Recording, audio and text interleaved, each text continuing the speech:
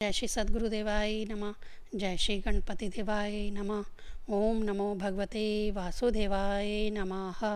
श्रीमद् भागवत महापुराण एकादश स्कंद दूसरा अध्याय। वासुदेव जी के पास श्री नारद जी का आना और उन्हें राजा जनक तथा 9 योगीश्वरों का संवाद सुनाना। श्री सुखदेव जी कहते हैं, कुरुनंदन देव ऋषि नारद के मन में भगवान श्री कृष्ण की सन्निधि में रहने की बड़ी लालसा थी। इसलिए वह श्री कृष्ण के निज बाहुओं से सुरक्षित द्वारका में, जहाँ दक्ष आदि का शाप का कोई भय नहीं था, विदा कर देने पर भी पुनः पुनः आकर प्राय रहा ही करते थे। राजन, ऐसा कौन प्राणी है जिसे इंद्रियां तो प्राप्त हों और वह भगवान के ब्रह्मा आदि बड़े बड़े देवताओं के भी उपास्य चरण कमलों की दिव्य गंध, मधुर मकरंद रस, अलौकिक रूप माधुरी, सुकुमार स्पर्श और मंगलमय ध्वनि का सेवन करना न चाहे, क्योंकि वह यह बेचारा प्राणी सब ओर से मृत्यु से घिरा हुआ है। एक दिन की बात है, देव ऋषि नारद वासुदेव जी के यहाँ पधारे। वासुदेव जी ने उनका अभिवादन किया तथा आराम से बैठ जाने पर विधि पूर्वक उनकी पूजा की और इसके बाद पुनः प्रणाम करके उनसे यह बात कही। वासुदेव जी ने कहा, संसार में माता पिता का आगमन, पुत्रों के लिए और भगवान की ओर अग्रसर होने वाले साधु संतों का पदार्पण प्रपंच में उलझे हुए दीन दुखियों के लिए बड़ा ही सुखकर और बड़ा ही मंगलमय होता है। परंतु भगवान, आप तो स्वयं भगवन्मय भगवत स्वरूप हैं। आपका चलना फिरना तो समस्त प्राणियों के कल्याण के लिए ही होता है। देवताओं के चरित्र भी कभी प्राणियों के लिए दुख के हेतु तो कभी सुख के हेतु बन जाते हैं, परंतु जो आप जैसे भगवत प्रेमी पुरुष है, जिनका हृदय प्राण जीवन सब कुछ भगवन्मय हो गया, उनकी तो प्रत्येक चेष्टा समस्त प्राणियों के कल्याण के लिए ही होती है। जो लोग देवताओं का जिस प्रकार भजन करते हैं, देवता भी परछाई के समान ठीक उसी रीति से भजन करने वालों को फल देते हैं, क्योंकि देवता कर्म के मंत्री हैं, अधीन हैं, परंतु सत्पुरुष दीन वत्सल होते हैं, अर्थात जो संसारिक संपत्ति एवं साधन से भी हीन है, उन्हें अपनाते हैं। ब्राह्मण तथापि आपने उन धर्मों के साधनों के संबंध में प्रश्न कर रहे हैं, जिनको मनुष्य श्रद्धा से सुन भर ले तो इस और से भयदायक संसार से मुक्त हो जाए। पहले जन्म में मैंने मुक्ति देने वाले भगवान की आराधना तो की थी, परंतु इसलिए नहीं की थी कि मुझे मुक्ति मिले। मेरी आराधना का उद्देश्य था कि वह मुझे पुत्र रूप में प्राप्त हो।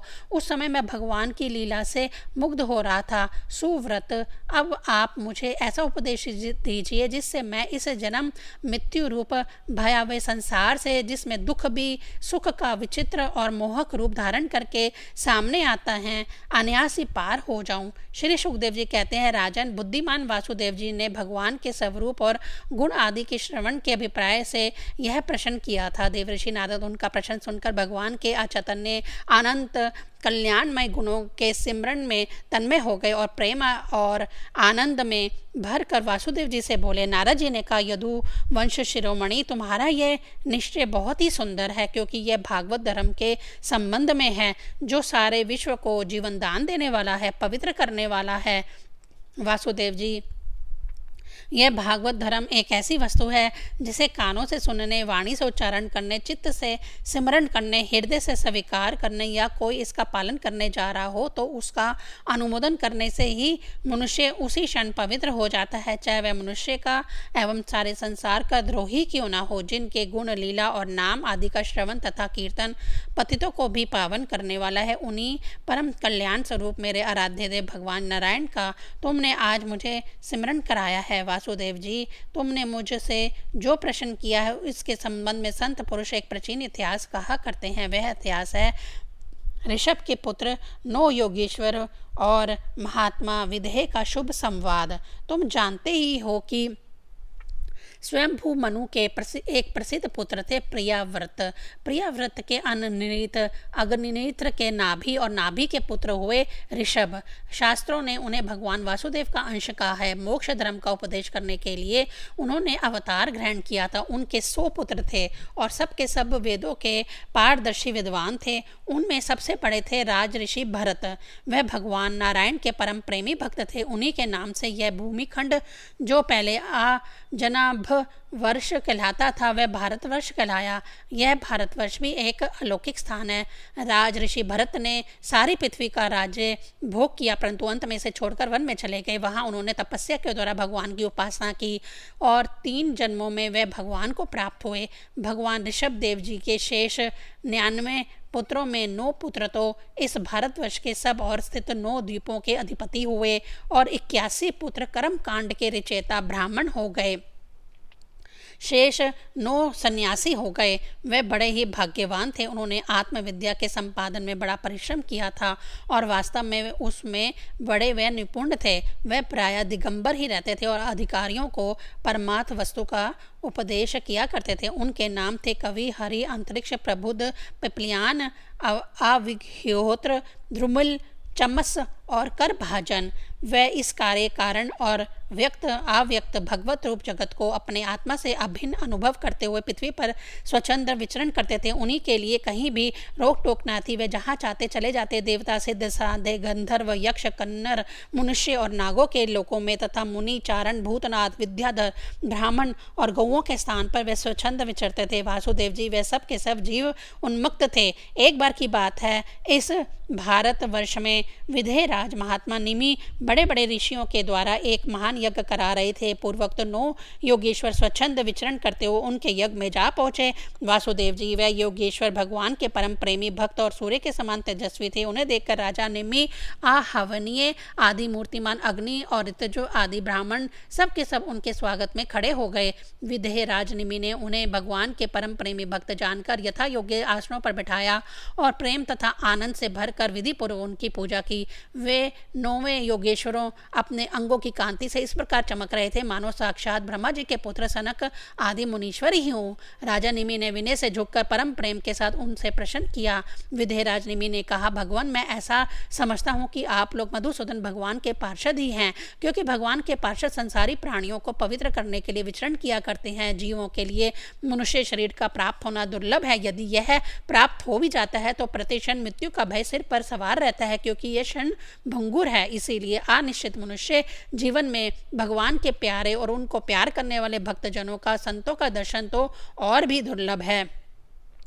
इसीलिए त्रिलोक पावन महात्माओं, हम आप लोगों से प्रश्न करते हैं कि परम कल्याण का स्वरूप क्या है और उसका साधन क्या है। इस संसार में आधे क्षण का सत्संग भी मनुष्यों के लिए परम निधि है। योगेश्वर, यदि हमें सुनने के अधिकारी हों तो आप कृपा करके भागवत धर्मों का उपदेश कीजिए, क्योंकि उनसे जन्म आदि विकार से रहित एक रस भगवान श्री कृष्ण प्रसन्न होते हैं और उन धर्मों का पालन करने वाले शरणागत भक्तों को अपने आप तक का दान कर डालते हैं। देवर्षि नारद ने कहा, वासुदेव जी, जब राजा निमि ने उन भगवत प्रेमी संतों से प्रश्न किया तब उन लोगों ने बड़े प्रेम से उनका और उनके प्रश्नों का सम्मान किया और सदस्य तथा ऋतुजों के साथ बैठे हुए राजा निमि से बोले।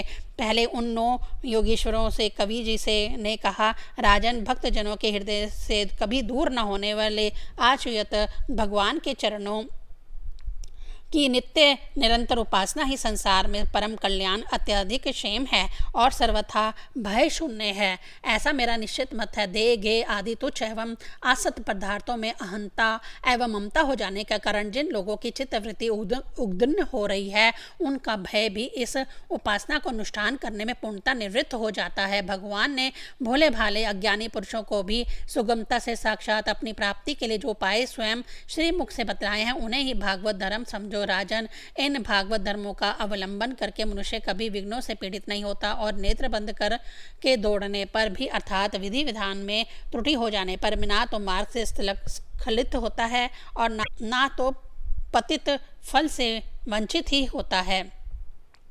वह शरीर से, वाणी से, मन से, इंद्रियों से, बुद्धि से, अहंकार से अनेक जन्मों अथवा एक जन्म की आदतों से स्वभाववश जो जो करे वह सब परम पुरुष भगवान नारायण के लिए ही है। इस भाव से उन्हें समर्पण कर दे।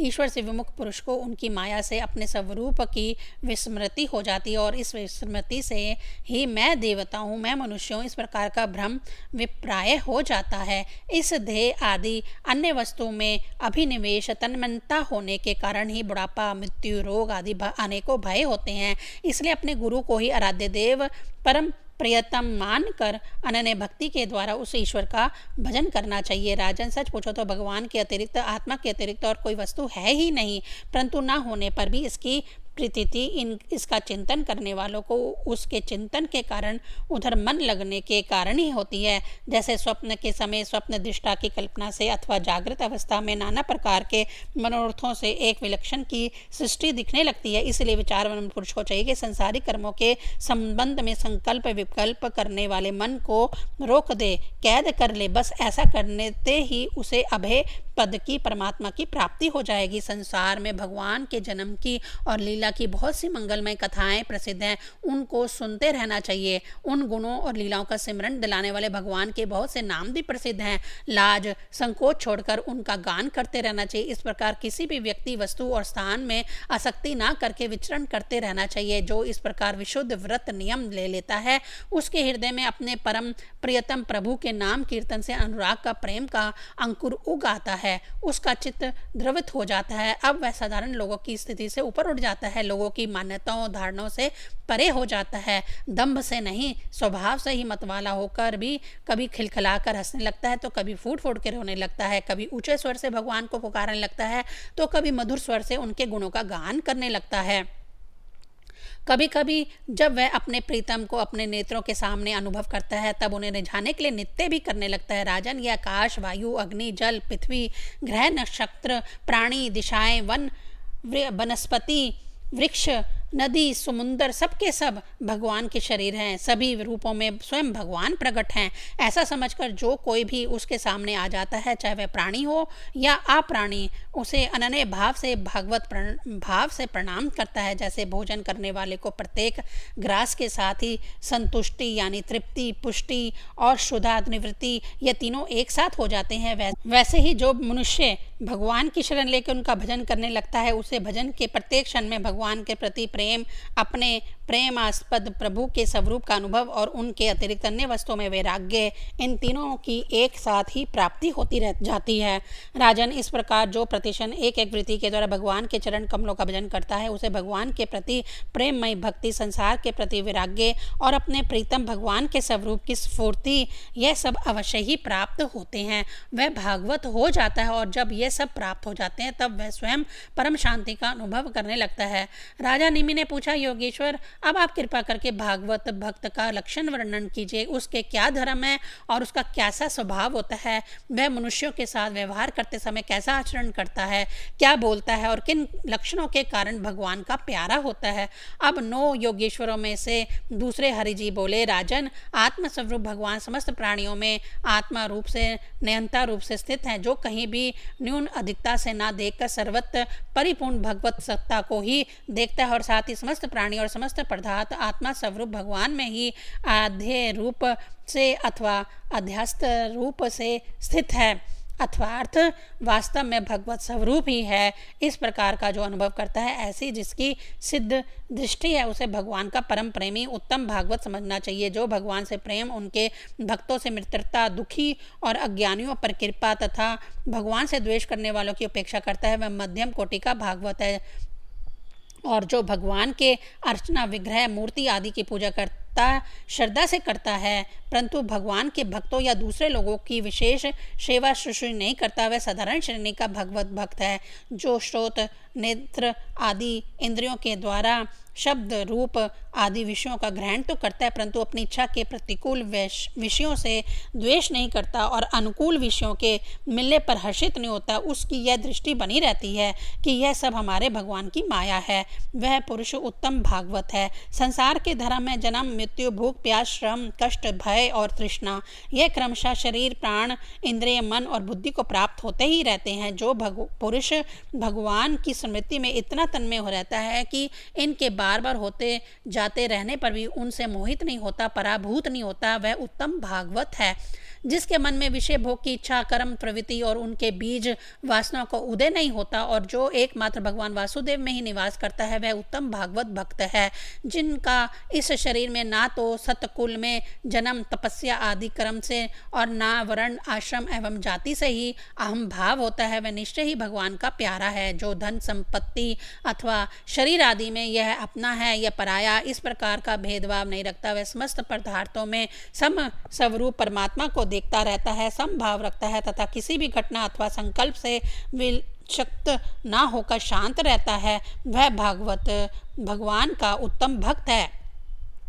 राजन, बड़े बड़े देवता और ऋषि मुनि भी अपने अंतःकरण में भगवानमय बनते हुए जिन्हें ढूंढते रहते हैं, भगवान के ऐसे चरण कमलों से आधे क्षण, आधे पल के लिए भी जो नहीं हटता, निरंतर उन चरणों की सन्निधि और सेवा में ही संलग्न रहता है, यहाँ तक कि कोई स्वयं उसे त्रिभुवन की राज्य लक्ष्मी दे दे तो भी वह भगवत स्मृति का तार नहीं छोड़ता, उस राज्य लक्ष्मी की ओर ध्यान भी नहीं देता। वही पुरुष वास्तव में भगवत भक्त वैष्णवों में अग्रगण्य है, सबसे श्रेष्ठ है। रासलीला के अवसर पर नित्य गति से भांति भांति के पाद विन्यास करने वाले निखिल सौंदर्य माधुर्य निधि भगवान के चरणों के अंगुली नख की मणि चंद्रिका से जिन शरणागत भक्तजनों का हृदय का विरह जन्य संताप एक बार दूर हो चुका है, उनके हृदय में वह फिर कैसे आ सकता है। जैसे चंद्रोदय होने पर सूर्य का ताप नहीं लग सकता, विवशता से नाम उच्चारण करने पर भी संपूर्ण आद राशि को नष्ट कर देने वाले स्वयं भगवान श्री हरि जिसके हृदय को क्षण भर के लिए भी नहीं छोड़ देते हैं, क्योंकि उनने प्रेम की रस्सी से उनके चरण कमलों को बांध रखा है। वास्तव में ऐसा पुरुष ही भगवान के भक्तों में प्रधान है। दूसरा अध्याय संपूर्ण। ओम नमो भगवते वासुदेवाय नमः।